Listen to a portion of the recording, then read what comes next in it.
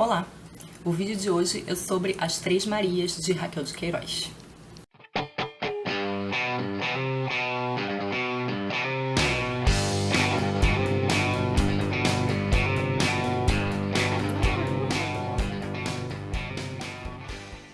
Bom, a Raquel de Queiroz foi uma autora cearense. Ela, além de escritora, foi jornalista e tradutora e foi a nossa primeira autora a integrar a nossa Academia Brasileira de Letras. Uma mulher, assim, que rompeu barreiras. Da Raquel de Queiroz eu já tinha lido o 15, que é um livro excelente, de que eu gosto muito, que tem uma ótima protagonista, que é a Conceição. Eu já falei desse vídeo aqui no canal, vou deixar a resenha aqui embaixo. E esse é o segundo vídeo mais assistido aqui do canal. Não é um dos meus vídeos favoritos, é um daqueles vídeos que você grava num dia de pouca inspiração. No entanto, acredito que por questões de vestibular ele é muito procurado. E finalmente vamos ter aqui mais um livrinho da Raquel de Queiroz sendo comentado no canal. Esse foi o quarto romance da Raquel de Queiroz e ele tem um quê de autobiográfico. Ele foi publicado em 1939 e ele é narrado em primeira pessoa pela Maria Augusta. Eu sempre esqueço o nome dela, Maria Augusta, que também é chamada de Guta no romance. E a Maria Augusta, então, seria o equivalente à própria Raquel de Queiroz, já que o livro tem um quê de autobiográfico, a gente pode, assim, chamá-lo, então, de autoficção, porque a Raquel de Queiroz pegou uma série de dados da sua juventude e ficcionalizou aqui no romance, né? Ela partiu deles para ficcionalizá-los e tratar de várias questões muito interessantes.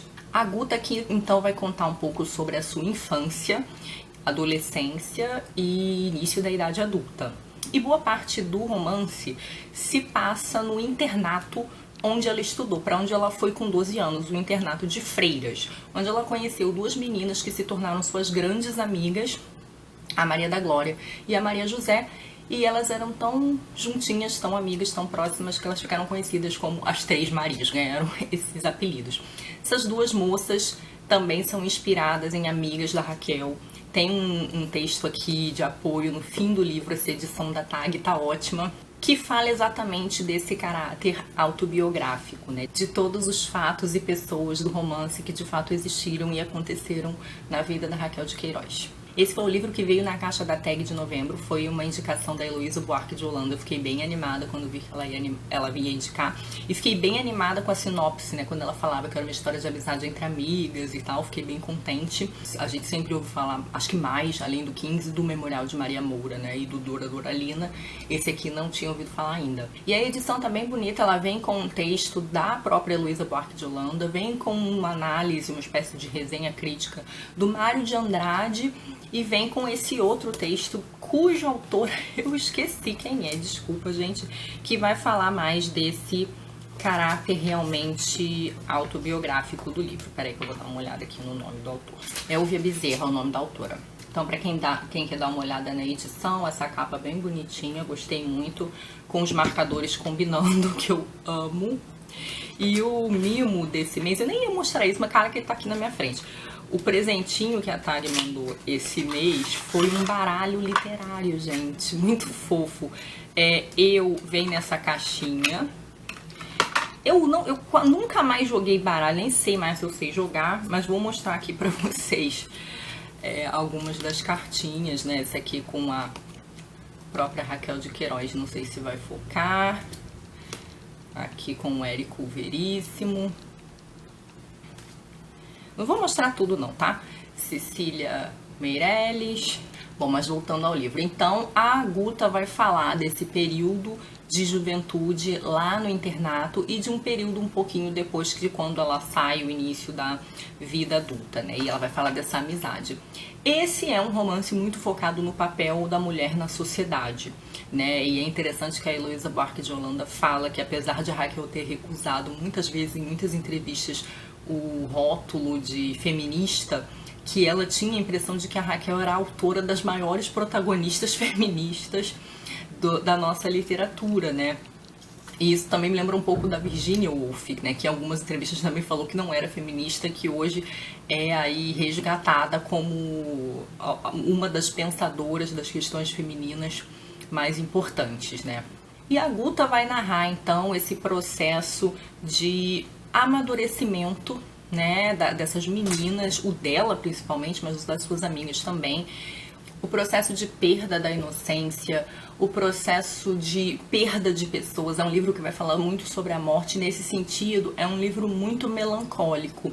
Ele vai falar bastante da perda de coisas abstratas, como essas que eu falei, inocência, certezas, referências, ilusões, mas vai falar também dessa perda material, né? A perda de uma casa, a perda de um pai, de uma mãe, de um amigo, né? Então, nesse sentido, o tom melancólico do livro é muito pesado, embora ele não seja um livro excessivamente dramático. Ele é até um livro com algum distanciamento, e nesse sentido ele me soa até bastante filosófico, porque a Guta vai fazer essas reflexões sobre o caráter da morte, sobre suicídio e sobre a natureza do mal no mundo. Então, por diversos momentos, o livro tem esse quê de perquirição filosófica, e eu gostei bastante, porque é muito comum a gente ver esses livros de perquirição filosófica com personagens exilados, jovens, em geral homens, e aqui a gente tem essa história de perquirição filosófica, perda da inocência, numa personagem feminina, né? E numa personagem que, como lá no 15, não se adequa ao papel pré-estabelecido. Ela quer outras coisas, ela quer mais coisas. Isso também foi uma coisa que me chamou a atenção, e foi uma coisa que me agradou muito no romance, essa coisa de uma personagem feminina com alguma autonomia e com algum desejo de gerência sobre o próprio destino, né? Sobre aquilo que ela quer fazer da vida dela. Estando num ambiente predominantemente feminino, a Guta vai fazer uma série de reflexões sobre a condição das mulheres. E aí o livro não tem só esse caráter de perquisição filosófica, mas um caráter de análise e comentário social. Então ela vai comentar muito sobre os estigmas que acompanham a mulher perdida, a mulher da vida, a mulher divorciada. Ela vai falar muito sobre aquilo que se espera da mulher, a vida religiosa, a mulher casta, a mulher casada e com uma vida doméstica, familiar, feliz ou aparentemente feliz. E ela vai fazer uma série de comentários sociais muito interessantes. Ela vai falar sobre a divisão em castas sociais, de uma certa forma, sobre o preconceito socioeconômico, sobre a vergonha em relação às próprias origens, e vai falar de preconceito racial também. E a Raquel consegue deixar isso tudo muito orgânico no romance, na relação entre essas meninas, nesse microcosmo que é o internato. Quando a Guta sai do internato, finalmente ela tem de trabalhar, seguir a vida dela, ela vai passar por uma série de experiências marcantes na sua vida, né? Essas experiências de amadurecimento e perda de inocência, né? Que vão mostrar para ela um pouco do mundo como ele é. E eu gosto muito da nota complexa desse romance, porque no início, quando Guta tá falando da sua amizade com as suas amigas, e elas são diferentes, né? Você tem a Maria José, que é mais religiosa, você tem a Maria da Glória, que tem um passado, assim, meio trágico e que tem, às vezes, um papel meio estoico diante dessas tragicidades. E tem a Guta, que é essa pessoa mais sonhadora e um pouco ambiciosa e questionadora. E em algum momento a Guta fala como ela se identifica com os heróis das aventuras dos livros, né? Como ela quer descobrir o mundo, como ela quer ser essa pessoa meio sem raízes. E é interessante como, quando na busca por esse tipo de vida, a Guta tem um embate com todas as dificuldades e agruras da vida real, né? Como ela vai vendo que tem um preço para pagar, né? Que não é impossível ela ter essa vida que ela quer, mas que tem todo um preço, que vai ter toda uma dificuldade intrínseca e uma série de desilusões a reboque. Ao contrário do 15, esse não é um livro marcadamente regional. Isso é uma coisa que me chamou muito a atenção, porque o 15 ele vai falar muito dessa realidade sertaneja, e é de uma realidade sertaneja vista do olhar de uma mulher, o que é muito interessante. E esse livro aqui, ele trabalha muito, eu acho, mais questões abstratas e universais do homem. Então ele não é um livro muito ligado à questão do Ceará, por exemplo, né? Porque a Guta é do sertão cearense, né? Do Cariri, como a Raquel de Queiroz, eu acredito. E que eu sei que a Raquel de Queiroz era de um lugar chamado Quixadá, gente. Eu nunca fui ao Ceará, se eu estou dizendo alguma bobagem, podem me corrigir aí nos comentários. Mas o internato delas ficava em Fortaleza. E depois de um determinado momento do romance, a Guta muda de cidade, né? Ela vem pro Rio, como a Raquel de Queiroz veio também. Então esse é um livro bem universal nesse sentido, né? Ele não tem muito esse caráter regional.